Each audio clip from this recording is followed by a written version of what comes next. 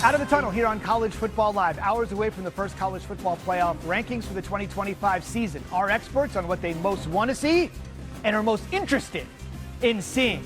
It was a rough week to be a road team that was ranked for one conference in particular. How might these bad results impact what the CFP says tonight? We'll dig in. And in the last 15 years, Auburn's won a national title and played for another. But now that the job is open again, how good is it today? We'll discuss that and more on College Football Live. And we welcome you inside with Tom Luganville, Sam Macho, and Heather Dinich, who's been covering the committee since its inception back in 2014. I'm Zubin Mehenti. 6 hours from now, where Heather and I are sitting, the official rankings will be released on ESPN, but it won't be long enough until Heather's camped out at the Gaylord Texan in Grapevine, taking track of the 12 men and women, former head coaches, former and current administrators, media members, former players that will help decide who gets into the playoff. Just a quick reminder on the newish format. The 12-team college football playoff is back in 2025 with a new and improved seeding procedure. Again this year, the playoff will feature the 5 highest-ranked conference champions plus the next 7 highest-ranking teams, as determined by the CFP selection committee. Now, new this year, the 12-team bracket will be seeded based solely on the selection committee's final rankings, with the 4 highest-ranked teams, whether they're conference champions or not, seeded 1 through 4 and receiving first-round byes. The 8 teams seeded 5 through 12 will play in the first round starting on December 19th, with the teams seeded 5 through 8 hosting home games. From there, the playoff will play out as dictated by the bracket, with no reseeding between rounds. The quarters and semis will be played at the traditional New Year's Six bowl game locations, followed by the national championship in Miami, where the college football playoff champion will be crowned January 19th, only on ESPN.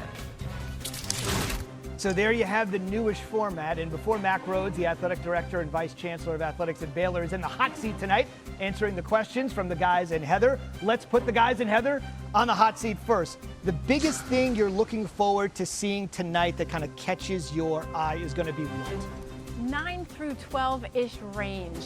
What do they do with that jumbled mess after Georgia Tech lost, Vanderbilt lost, Miami lost? How high can Notre Dame climb? How far does Miami fall? Do they care about the head-to-head, the fact that those teams played? Right.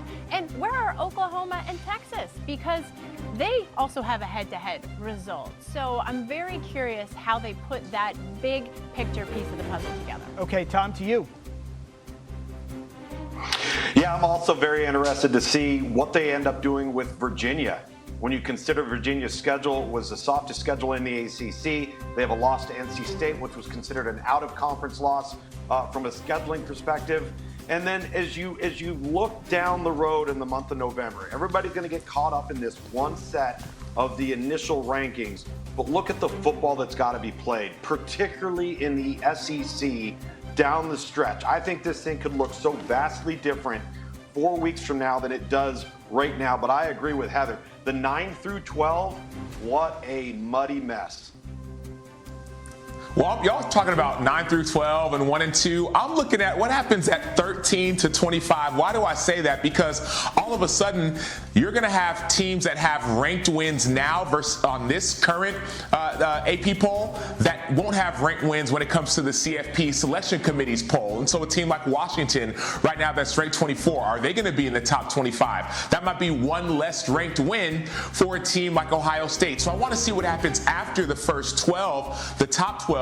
Maybe a team like James Madison's going to be in the top 25. Now you're talking about some of these group of 5 conference champions, the 5 highest rated conference champions. So I want to see what happens outside the top 12. Let me tell you something. As somebody who sits there on Saturday night, Sunday morning, and does the whole top 25, you find yourself arguing about Iowa and Pitt and a 3-loss Tennessee, right? I mean, he's absolutely right. People don't understand how difficult it gets from 13 to 25. Let me ask you this here. Fellas, hang tight for this. I want your perspective as well. You said a couple of weeks ago it wouldn't be out of the norm to maybe see a team like Texas A&M or Indiana that somebody's really deserves to be in the number 1 spot, even if the poll doesn't say that. You know these men and women and what they're looking at in the data as well as anybody, having been here on the ground floor. Should we be surprised in any way if somebody usurps Ohio State, or does somebody in your mind have a real consideration to be in the top spot besides the Buckeyes? I would be surprised if it wasn't Ohio State. And I say that because I think right now they have the best combination of eye test and resume. This is what the selection committee is looking for. Ohio State is in the top 6 in offensive and defensive efficiency. They've got a great resume, but Texas A&M is number 1 in ESPN's strength of record metric. But that's not what it's all about. The committee considers a lot of other things, like when you look at Alabama, they have 4 straight wins against ranked opponents, all of which could be CFP top 25 opponents. 2 of them were on the road. They consider all of those details. Fair enough. So Ohio State, Heather thinks could be there, will be there, but the case for other schools is there. Sam, I know you've been particularly bullish this year on Indiana. I know you guys probably both agree on Ohio State being in the top spot. Sam, let's begin with you. What is the line of separation between, let's say, Ohio State at 1 and anybody that comes beneath them? How wide or narrow is that gap?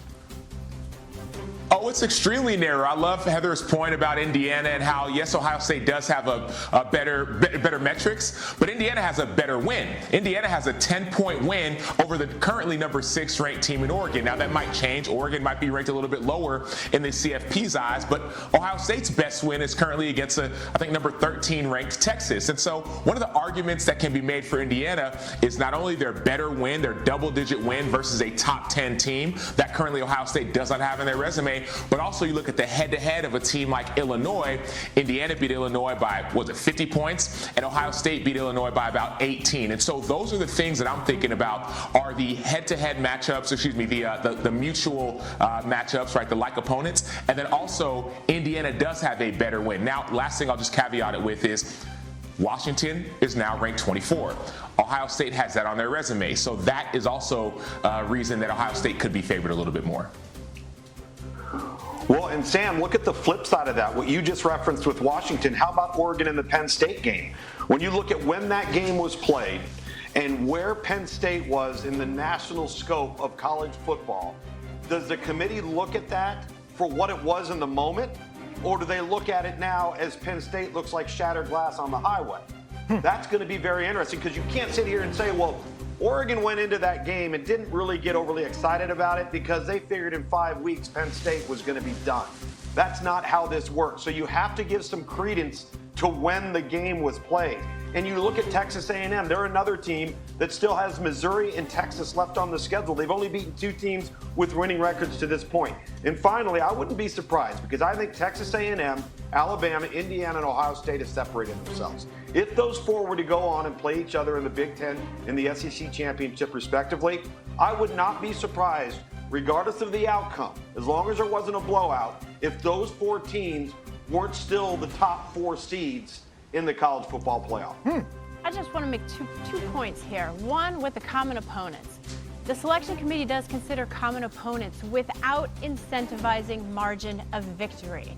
So, yes, they're looking for Indiana to establish themselves as the better team. But when Indiana is beating teams like they beat Illinois, once you get past 24, 25 points, you made your point. The selection committee isn't overly impressed by continuing to pile up the points. That's the first thing. The second thing, to Luke's point real quick about Penn State and the Oregon game, they will consider, to my understanding, the fact that James Franklin was on the sideline. That was a hostile environment. That was not a team that had yet come undone the way we saw after that. However, when you're talking about that Penn State win, it's not an elite win, right? It's not beating Georgia. Right. The old saying used to be is who you lose to, how you lose to them, but what happens when that team loses all their juice, and that's something that Tom and Heather touched on. Still to come here on College Football Live. Who's right back in this thing that we thought maybe was living on a razor's edge? And on the Plains, they'll be looking for another head coach. It's the fourth head coach in the SEC to go this season. The best insider in the sport, here next. College football. Yeah. Reese and the gang will be right here in this studio to talk about it. We get you whet your appetite with a little bit of a prime.